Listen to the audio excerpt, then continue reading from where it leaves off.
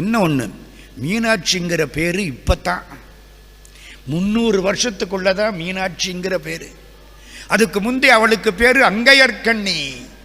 பழைய இலக்கியத்தில் பாருங்க, எங்கேயும் மீனாட்சின்னு இருக்காது.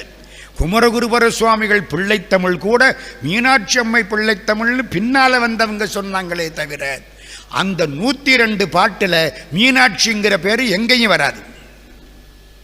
கயற்கண்ணி, எம்பிராட்டி எடுத்து பாருங்க, 102 பாட்டும் அப்படித்தான். இல்லறத்தார்க்கு அருள் செய்ய வேணும் என்று அன்னை மீனாட்சி கல்யாண கோலத்தோடு காட்சி கொடுத்த இடம் மதுரை. பற்றினன் பற்றிலார்க்கே வீடருள் பரமயோகி. பற்றில்லாதவங்களுக்கு வீடு கொடுக்கிற பரமயோகியாயிருக்கிற சிவபெருமான் மீனாட்சி கையை பிடிச்சானா. இப்ப என்ன புரியுது? அவள் இல்லைன்னா அவன் இல்லை.